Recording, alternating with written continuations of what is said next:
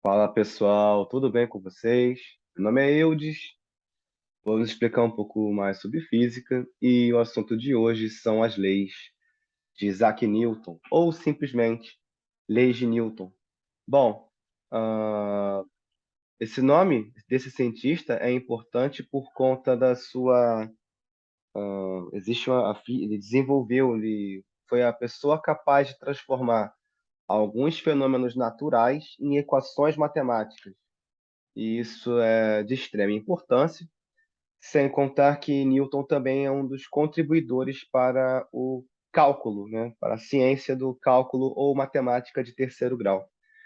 Então, quem conhece cálculo diferencial, cálculo aplicado, também deve isso a Isaac Newton. Na prática, as leis de Newton vão determinar que são um conjunto de três leis chamadas de princípio fundamental da dinâmica, lei da ação e reação e lei da inércia. Com essas três leis, dá para se determinar a dinâmica do movimento dos corpos.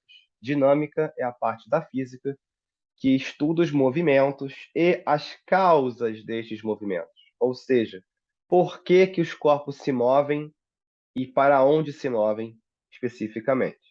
Lembrando que a parte anterior, a cinemática, ela estudava os movimentos sem se preocupar exatamente com as causas, porque para alterar o movimento de um corpo é necessário uma força que altere o movimento desse corpo. Então, a dinâmica na prática é o estudo do comportamento dessas forças. E as leis de Newton, elas são a base da chamada mecânica clássica. Ou seja, existe a mecânica da parte de Newton e a mecânica mais adiante, que é a mecânica quântica, que já é de uma fase posterior da física, tá? A publicação da mecânica clássica, ou das suas três leis, foi no ano de 1687, na obra intitulada Princípios Matemáticos da Filosofia Natural. Sim, porque a física, enquanto ciência exata, tanto quanto a matemática, também tem inspirações filosóficas. Embora hoje a filosofia ela se aproxime mais de um campo mais humano ou mais de teoria, a filosofia e a matemática já estiveram de mãos dadas durante muito tempo. Continuando, ah, aqui uma pequena introdução das leis de Newton, foi a precisa explicação matemática para o movimento dos corpos. Ou seja, a preocupação de Newton não era apenas verificar os movimentos ou observar os movimentos, era por que de fato os corpos eles se moviam da forma que se moviam. Então, com o trabalho dele, ele foi capaz de predizer, ou seja, antever trajetória de asteroides, surgimento de marés. Então, graças aos cálculos dele, é que se tem a explicação matemática para explicação para fenômeno natural, como eu disse anteriormente. Então, dinâmica é o estudo das três leis de Newton ou das forças dos corpos. Então, em termos um pouco mais simples, a gente pode dizer que se um corpo ele vai permanecer ou não em equilíbrio, isso é um tipo de cálculo que podemos fazer. Quando o corpo está em equilíbrio, várias forças vão se cancelar, ou seja, sempre existirão forças atuando sobre os corpos. Quando todas elas se equivalem ou se cancelam, um corpo está em equilíbrio estático ou dinâmico. Caso contrário, o corpo não estará em equilíbrio, estará em aceleração. No caso, o agente principal é a força, como eu disse antes. A força é o agente causador ou o agente responsável pela mudança no estado do movimento dos corpos. Inclusive, essa é a definição de força. É o agente físico responsável pela mudança do movimento dos corpos. Você está parado, precisa se levantar, vai fazer esforço, vai fazer força. Você tá correndo, precisa parar de correr. Você não consegue parar de uma vez só, você tem que ir gradualmente fazendo força. A gravidade, ela puxa os corpos para o centro da Terra, que é uma força também. Então, nós temos esse agente físico como agente causador ou responsável para a mudança no estado de movimento dos corpos, tá? A unidade padrão dela é quilograma-metros por segundo, porque por causa da lei, por causa da segunda lei de Newton, que é massa vezes aceleração. A massa é em quilograma e a aceleração em metros por segundo ao quadrado. Só que essa unidade ela foi batizada como Newton. Então, toda vez que falarmos de algum tipo de força, força-peso, força normal, força de tração, força magnética, qualquer tipo de força dentro da mecânica, aliás, dentro da física, unidade é Newton, tá certo? Bom, cabe lembrar que a fórmula de Newton é massa vezes aceleração, beleza? E a força resultante, como é massa vezes aceleração, nós temos uma grandeza. Se a gente relacionar aceleração e massa, elas são inversamente proporcionais. Ou seja, para manter a força resultante no mesmo nível, a massa, quanto maior massa, menor a aceleração. Quanto menor a massa, maior a aceleração. Isso se a gente avaliar a massa pela aceleração. Se a gente avaliar só a força, se aumentar a massa, para aumentar a força tem que ter mais aceleração. Todas crescem juntas, se eu comparar apenas a força.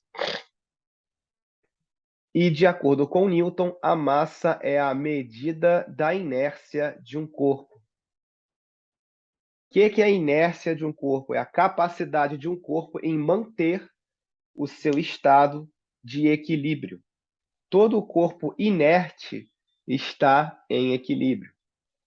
A única diferença é se esse equilíbrio vai ser estático ou dinâmico. Equilíbrio estático é o equilíbrio onde o corpo está totalmente parado, ele não tem velocidade, a velocidade dele é igual a zero. E todas as forças estão atuando sobre ele, que estão atuando sobre ele se cancelam. Beleza. O equilíbrio dinâmico é um corpo se movendo em movimento retilíneo uniforme, ou seja, o corpo tem velocidade, mas a velocidade em si ela se mantém com o mesmo valor. O corpo se move em linha reta, o corpo tem velocidade, mas a velocidade se mantém constante, então ela não muda. Isso também é um equilíbrio, tá? As forças envoltas nesse corpo vão se anular, por exemplo. Inclusive, essa é a deixa para a primeira lei de Newton.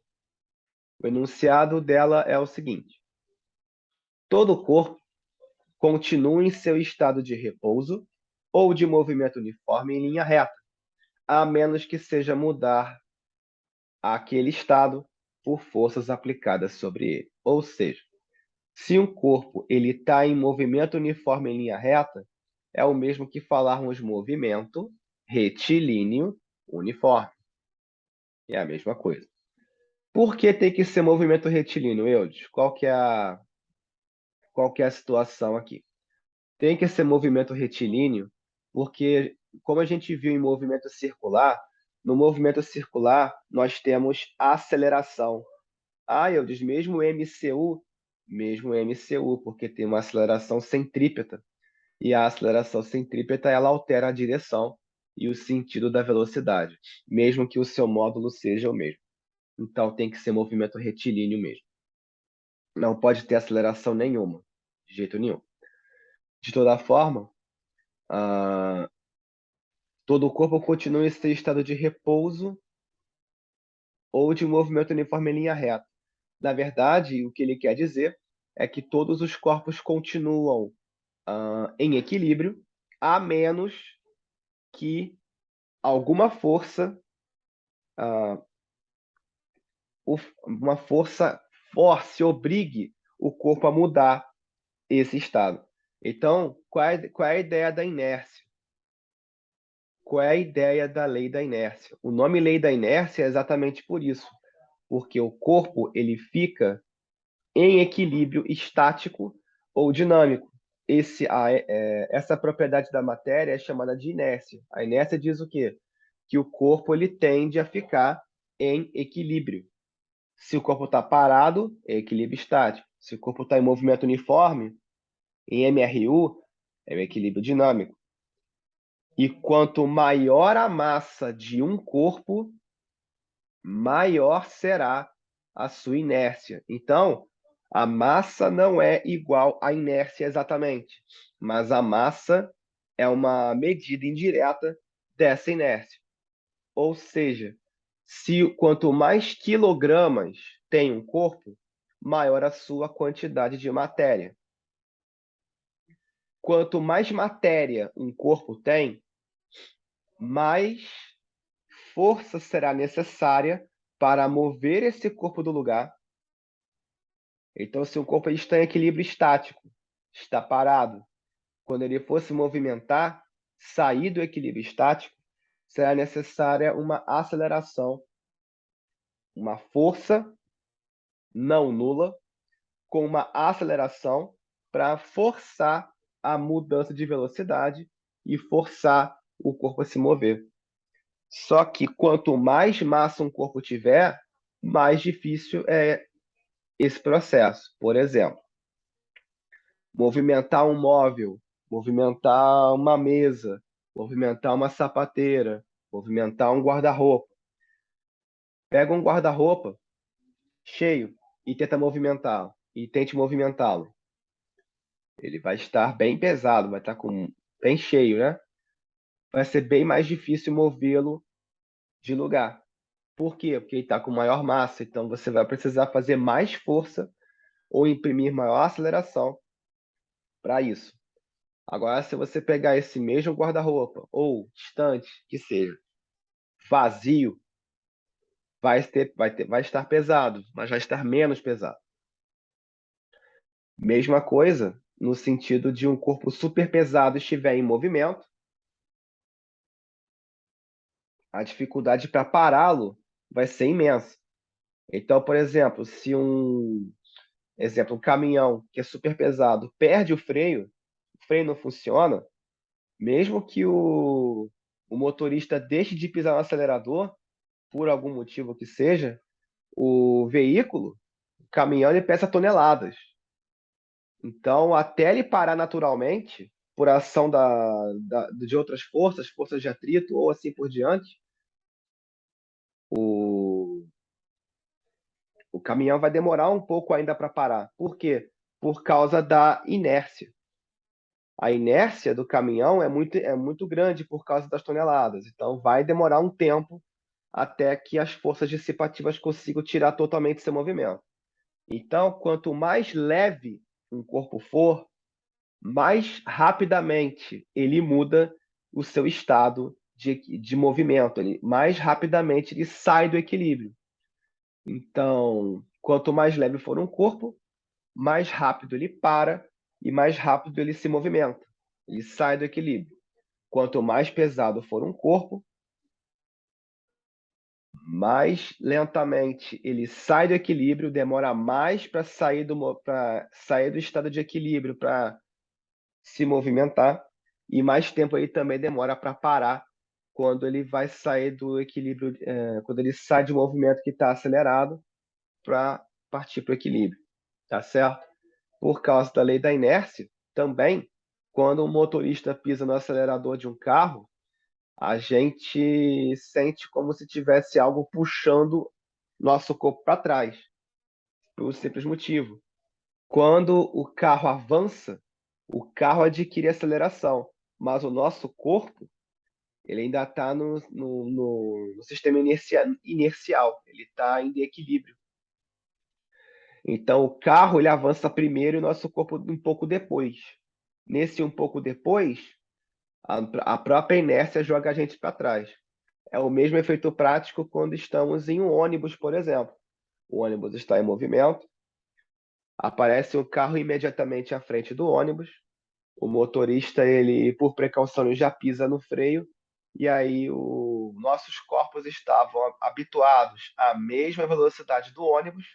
Se o ônibus para bruscamente, o ônibus vai parar e os nossos corpos ainda estão com a mesma velocidade do ônibus. E então, a própria inércia a que estávamos submetidos, ao equilíbrio que estávamos submetidos, simplesmente joga nossos corpos para frente. É o mesmo caso, tá? Então, é basicamente isso o que acontece. Cabe lembrar que, no caso da primeira lei de Newton, as forças todas elas se anulam para manter a inércia. Então, se alguém comentar de força resultante envolvendo a primeira lei de Newton, a força resultante dos corpos envolvendo a força resultante sobre um corpo em primeira lei de Newton, em equilíbrio, é zero. Ou seja, todas as forças aplicadas em um sentido se anulam com as forças do outro sentido. Por exemplo, uma força vertical para cima vai anular uma força vertical para baixo. Uma força horizontal para a direita vai anular uma força horizontal para a esquerda. Se estamos em primeira lei de Newton, é assim que vai funcionar. Vamos passar para a segunda. Vamos lá. Na segunda lei de Newton, também conhecida como lei da superposição de forças, ou princípio fundamental da dinâmica, é representada através desta frase aqui. A mudança de movimento é proporcional à força motora imprimida e é produzida na direção da linha reta na qual aquela força é aplicada. Ou seja, para existir uma mudança de movimento, é necessário que uma força resultante não nula quebre o equilíbrio original daquele corpo.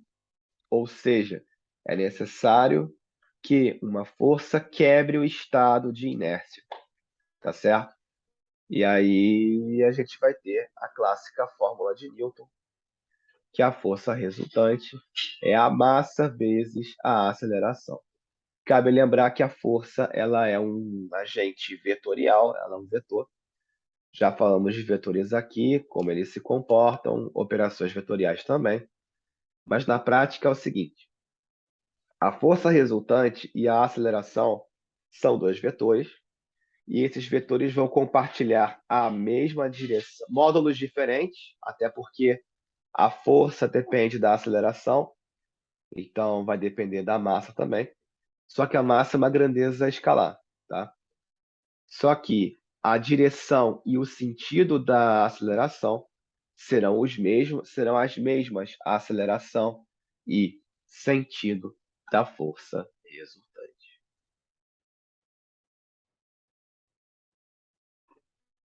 Então, como eu estava dizendo, força resultante e a aceleração vão compartilhar a mesma direção e o mesmo sentido. Ou seja, para onde indicar a aceleração é aonde vai indicar o movimento do corpo. Então, se estamos na segunda lei de Newton e temos um corpo se movendo em uma direção, é para onde a força resultante vai empurrar esse corpo. Basicamente isso, tá certo? Então, se a gente quiser calcular a aceleração, basta dividir a força resultante sobre a massa. E força resultante é a soma de todas as forças que estão envoltas sobre o corpo. Só que como não vai ser zero, a força resultante ela vai ser não nula, nós teremos então uma aceleração envolta aqui. Cabe lembrar que dá para fazer uma transposição entre cinemática e dinâmica aqui. Se a gente falar de movimento uniforme, estamos falando de primeira lei de Newton. Então dá para misturar em algumas questões primeira lei de Newton com movimento uniforme. Da mesma forma, dá para fazer a mesma coisa com a segunda lei de Newton e o move, o movimento uniformemente variado, tá certo? Não esquecendo. Cabe lembrar que a aceleração e a força são diretamente proporcionais entre si, só que a aceleração e a massa são inversamente proporcionais, como eu já havia comentado antes, tá certo? Então, aqui, por exemplo, ah, perfeito. Aqui no caso, a gente tem a questão da força resultante como a soma vetorial das forças, ó. F1 mais F2 mais F3 e assim por diante. Só cabe lembrar que tem que se levar em consideração qual é o sentido dessas forças. Porque, por exemplo, se a gente tiver forças na mesma direção, no mesmo sentido, são a vetorial. Se tiver mesma direção com sentidos contrários, aí diminui. Se tiver perpendicular, fazendo 90 graus, teorema de Pitágoras. E se tiver formando um ângulo diferente de 90, vai ser lei do paralelogramo, tá? Para fazer a força resultante entre duas forças, por exemplo, tá? Bom, aqui no caso no desenho, está se indicando o seguinte: temos uma pessoa empurrando um carrinho. O carrinho, se a pessoa empurrar o carrinho vazio, ele vai adquirir uma aceleração. Ele vai mais longe, vai adquirir mais aceleração, e a mesma pessoa, usando a mesma força, empurrando o mesmo carrinho. Só que agora o carrinho está com mais massa, o carrinho está com está mais pesado, né? Reparem que pelo desenho, a aceleração adquirida por ele é menor, justamente para poder mostrar que que a aceleração ela é proporcional diretamente à força aplicada, mas ela é inversamente proporcional à massa do corpo.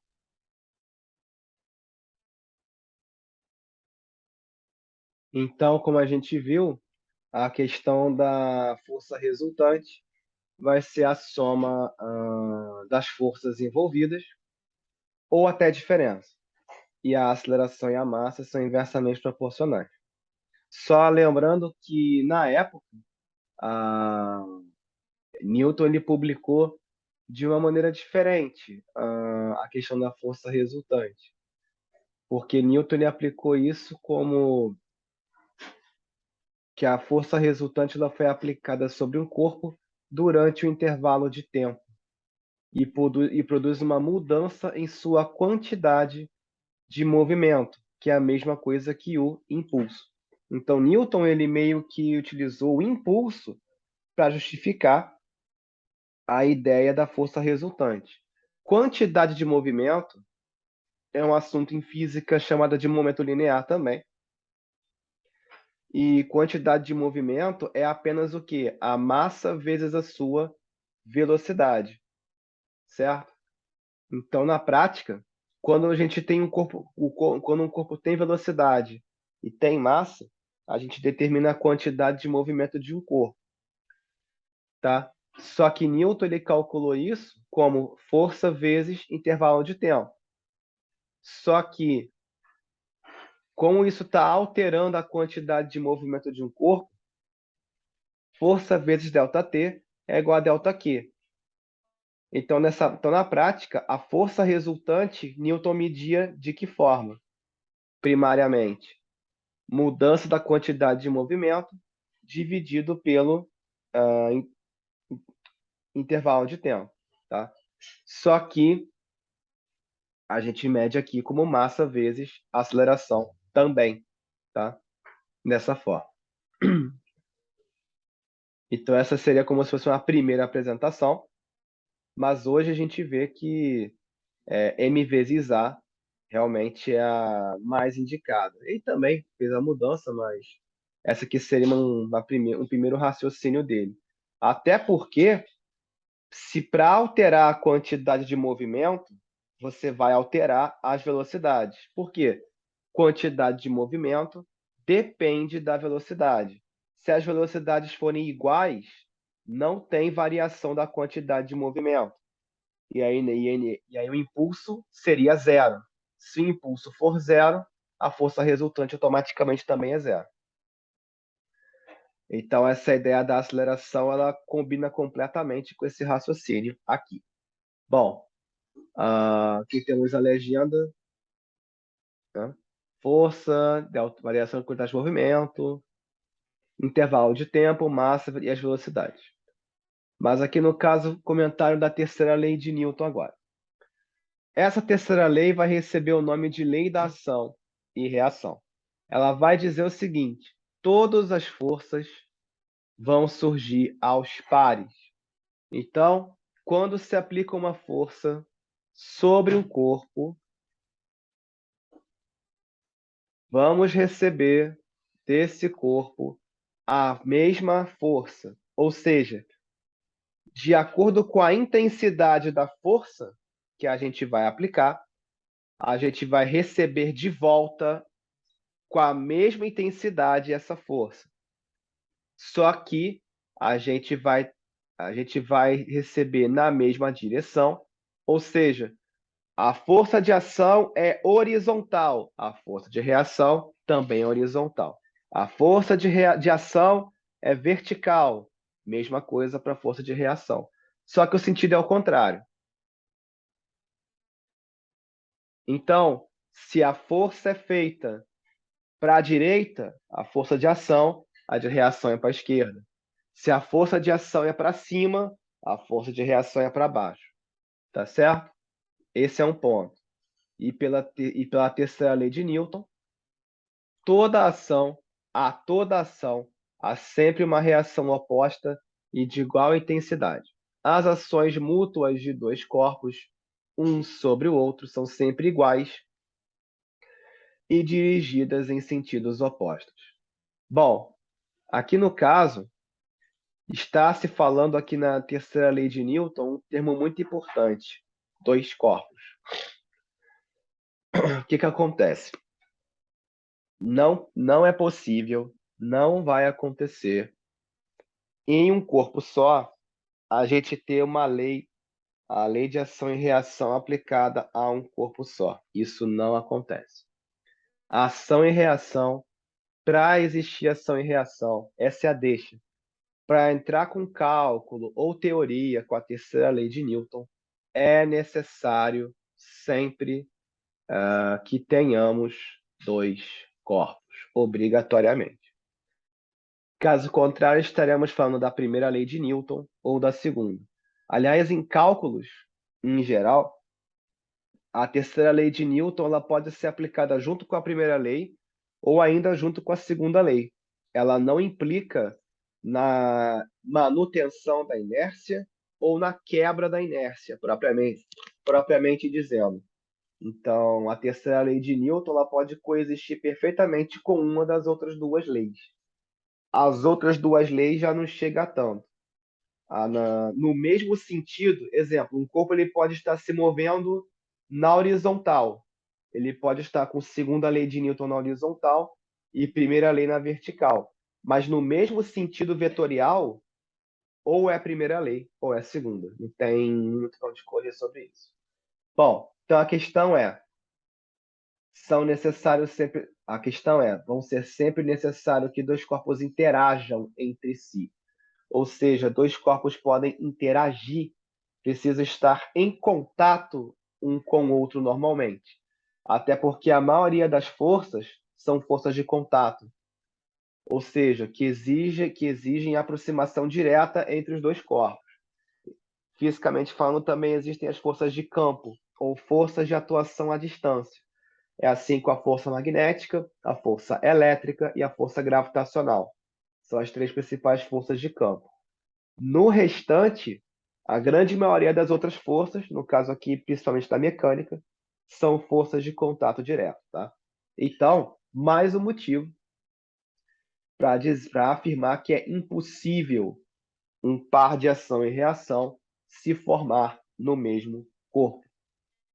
Lembrando que os pares de ação e reação têm a mesma intensidade, ou seja, mesmo módulo, mesmo valor, a mesma direção e sentidos opostos. Então, se a gente fizer uma força para baixo, a força de reação é para cima. Por exemplo, a gente vai empurrar o carrinho do supermercado. Se a gente fizer uma força para frente, o chão ele vai fazer uma força para trás. Para nisso. Ou então ao contrário, se a gente fizer uma força para trás, a gente vai receber uma resultante para frente. Por quê? O chão, inclusive, ele não pode ser totalmente liso, tá? Porque se o chão for totalmente liso, a gente para andar faz força, a gente vai escorregar.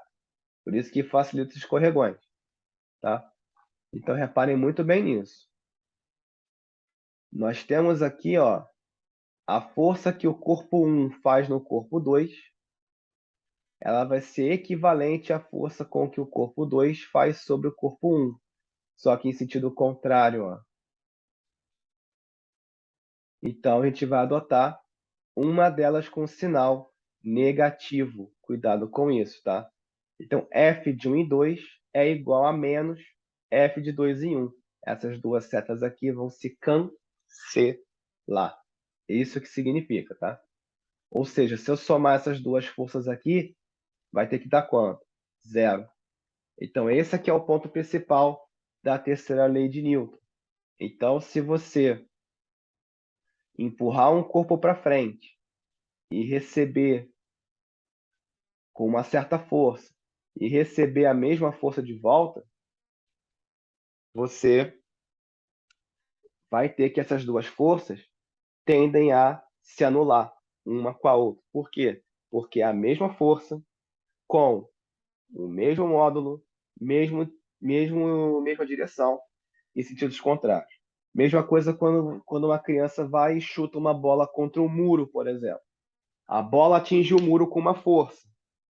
O muro devolve a força contra a bola. E aí provoca o afastamento da mesma. Certo?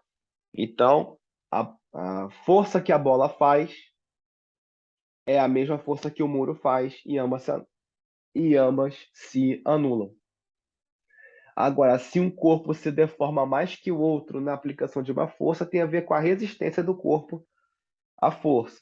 Evidentemente que um muro de tijolos é muito mais resistente que uma bola de futebol, né? Vamos prosseguir. Então, algumas fórmulas de leis de Newton, que algumas já foram vistas. Na primeira lei de Newton, a força resultante é zero. Isso quer dizer que ou a velocidade é zero ou a velocidade é constante. Então, muita atenção em textos sobre isso, tá? Velocidade constante. Velocidade constante automaticamente aciona a primeira lei de Newton ou velocidade igual a zero. E aí os cálculos são direcionados dessa forma. Segunda lei de Newton, já foi falado aqui, força resultante igual a m vezes A, e A é ΔV sobre ΔT, ou seja, não existe aceleração sem variação da velocidade, já comentamos sobre isso anteriormente. Terceira lei de Newton, as forças de ação e reação surgem em corpos distintos, com direções iguais e sentidos contrários. Então, F de 1 em 2 tem que ser igual a menos F de 2 em 1. Por que esse menos? Primeiro, para indicar que são sentidos opostos. Segundo, se você colocar o F de 2 em 1 para o outro lado, vai indicar que a soma dessas forças é nula. Ou seja, só para indicar que as forças vão se anular mesmo. E agora a gente vai comentar alguns pequenos exercícios aqui sobre as leis de Newton para poder reforçar esse contato inicial, essa aprendizagem.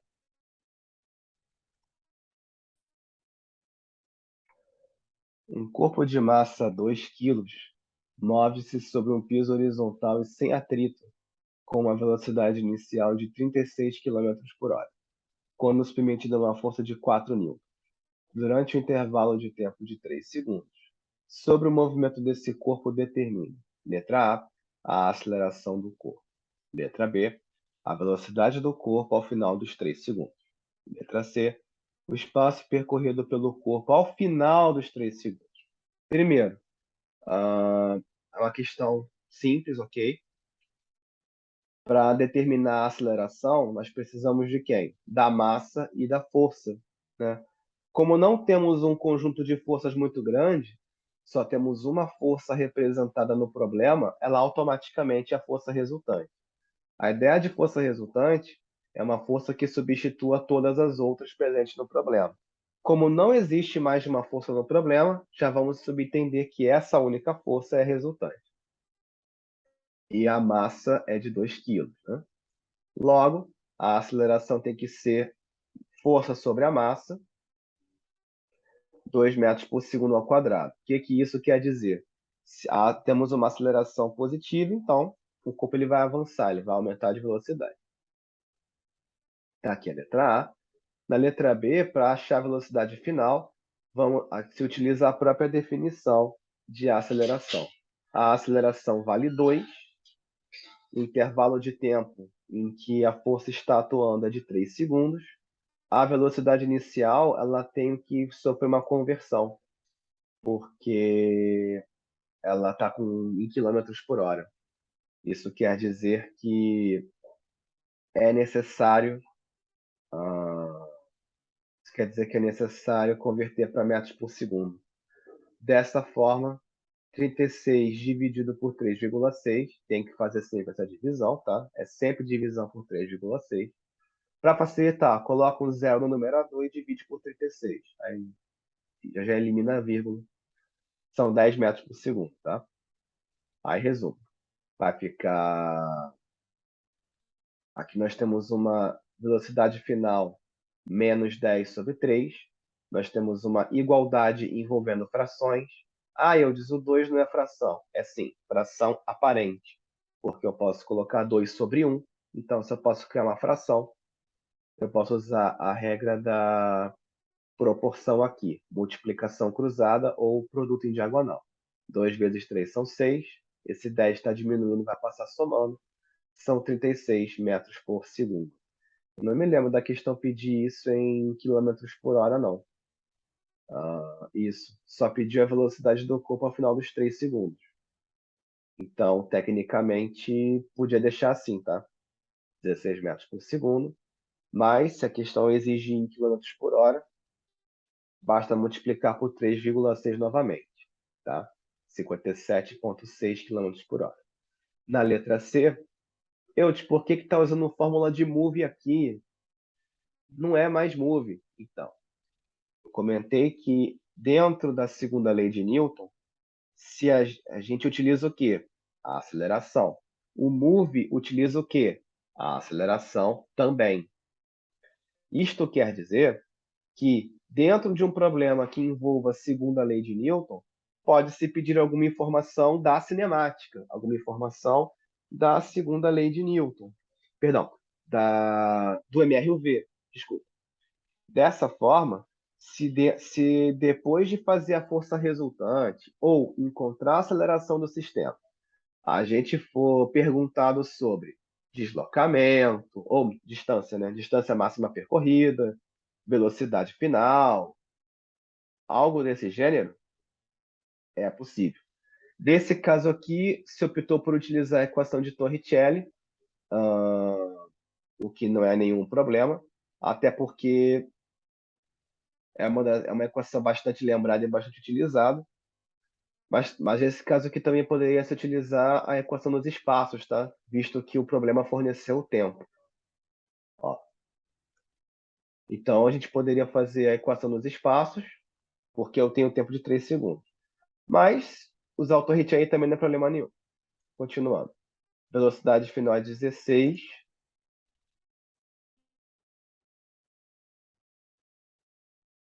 Então, a velocidade final é 16. A inicial é 10. Vai ficar 2A é 2 vezes 2, ΔS. Então, vai ficar 4 ΔS. 16 ao quadrado são 256. 10 ao quadrado são 100. Então, esse 100 vai passar diminuindo. E o 4 que está multiplicando passa dividindo. Então, vai ficar 256 menos 100 sobre 4, que no final dá 39 metros. Foi o quanto ele se deslocou. Bora para o próximo exercício.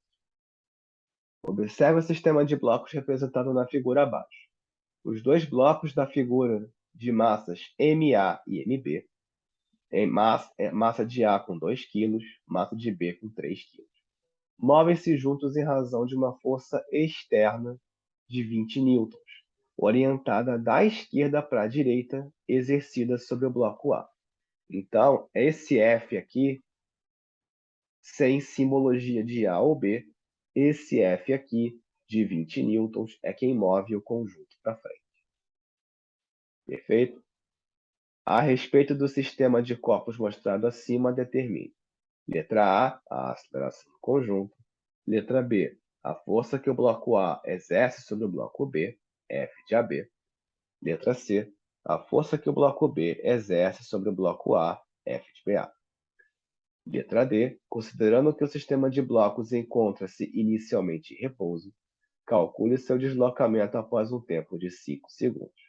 Desconsidere o tamanho dos blocos.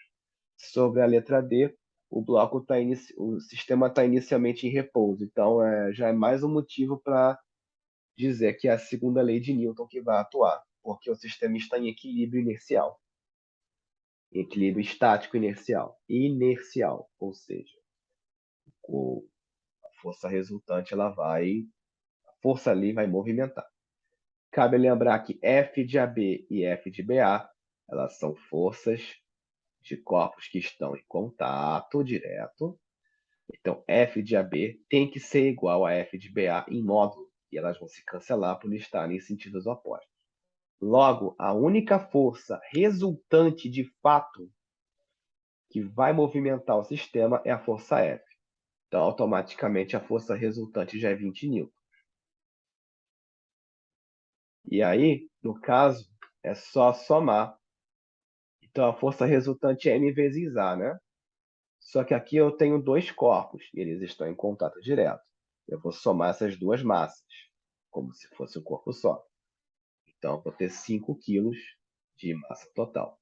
A aceleração vai ser 20 divididos por 5, com certeza.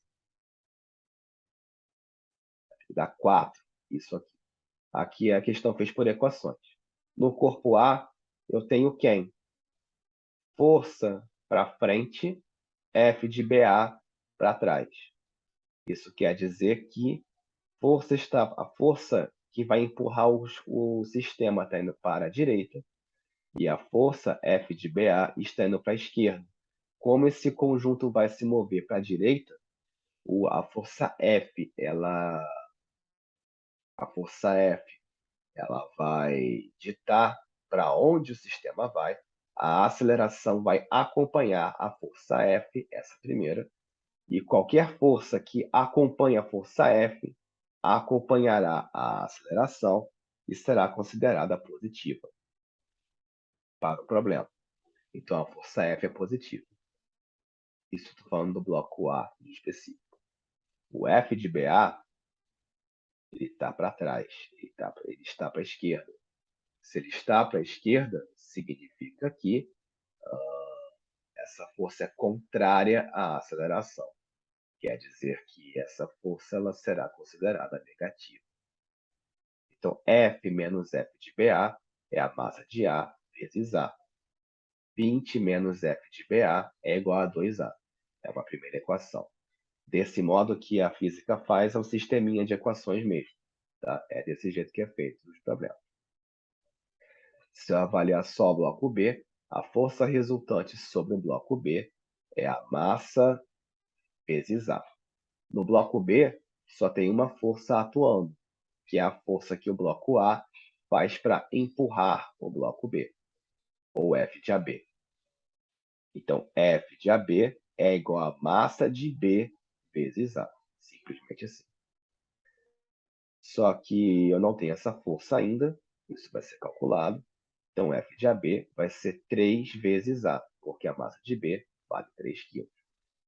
Em seguida, a gente vai somar as duas equações, né, que estavam em vermelho. Dá para fazer por adição, dá para fazer por substituição. Dá para fazer por substituição? Sim, porque f de AB e f de BA são iguais em módulo.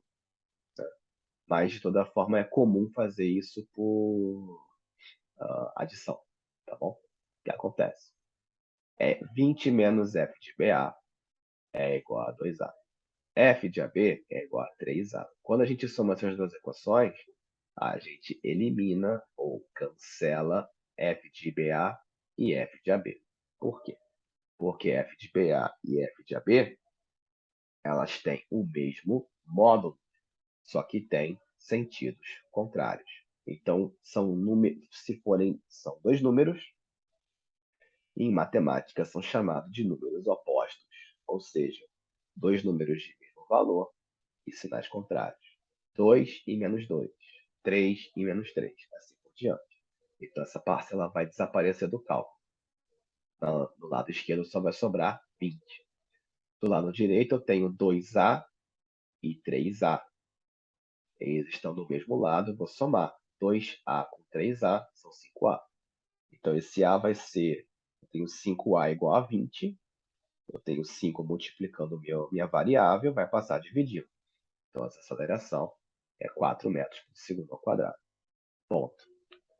Essa que é, que é uma das partes principais da segunda lei.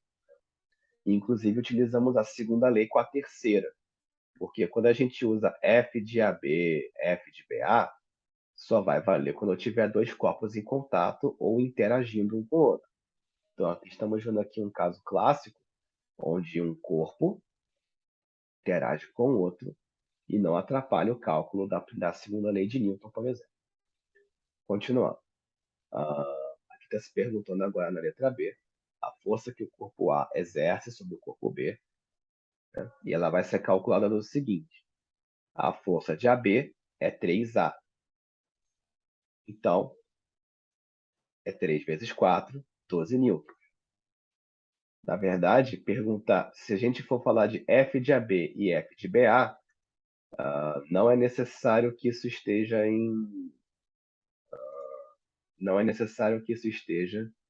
em perguntas diferentes, porque são o mesmo valor. Então, quando a gente calcula F de AB, a gente também calcula F de BA. Tá? É a mesma coisa. E para calcular o deslocamento sofrido, nós temos a função horária da posição. Para isso, a gente tem que considerar que o sistema de blocos parte do repouso. Aqui, o problema, ele está considerando...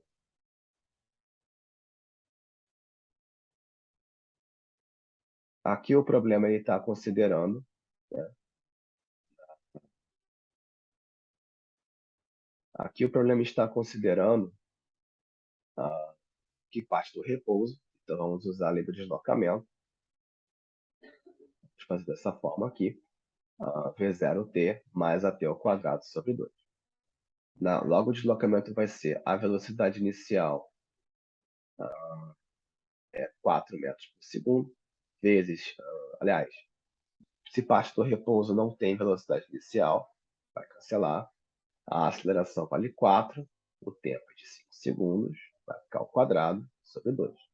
4 divididos por 2 são 2, e 5 ao quadrado são 25. Então, 25 vezes 2, 50 metros. Então, pessoal, essa foi uma pequena palhinha para falar de leis de Newton.